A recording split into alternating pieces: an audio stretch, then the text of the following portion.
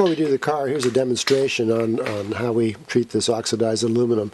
I've got a junkyard strip here and I've taped off a section. What you do is wet sand the surface oxidation off the strip first. And then the first time around, we load the pad by inverting the bottle about 8 or 10 times. That's to initially load the pad. You don't want too much in there, you don't want too little.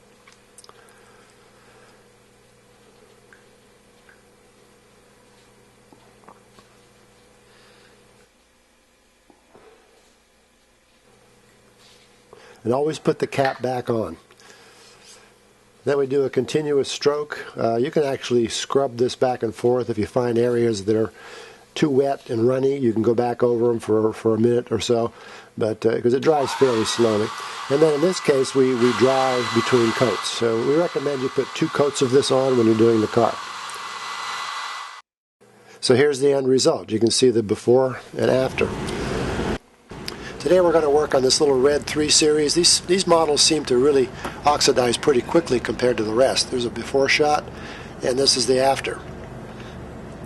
See, it's a major improvement. It's a lot cheaper than changing these strips over. The first thing we do is mask the strips. Now the only reason you do this is to kind of prevent any kind of dulling of the paint. The coating won't hurt the paint, but sanding will.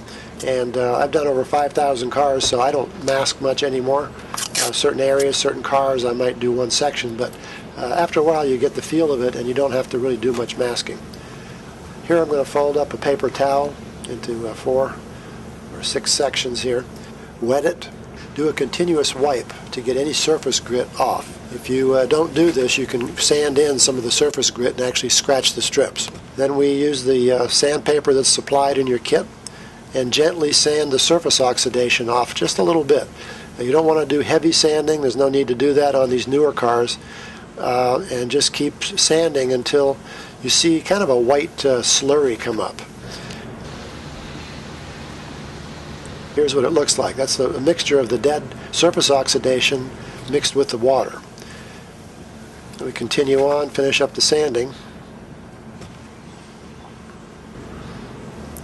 Do a final wipe and then load the pad. In this case, that's a real long strip, so I invert the bottle about 8 or 10 times. For certain other cars, you may want to invert it 5 times.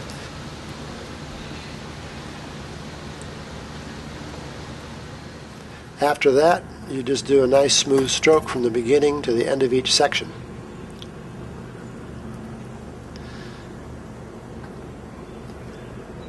All you have to do is take the pad as you go around a turn, just turn, rotate that pad and go around, and there will be little drag marks there, but as it cures, they will go away.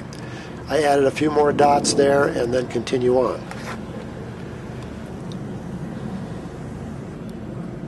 We do recommend a second coat. Once this is dried thoroughly for maybe 5 minutes or so, do another coat. And that really assures you of a real smooth end result. And it also lasts longer. So here's a before shot, and this is what they look like afterward. See a real marked improvement.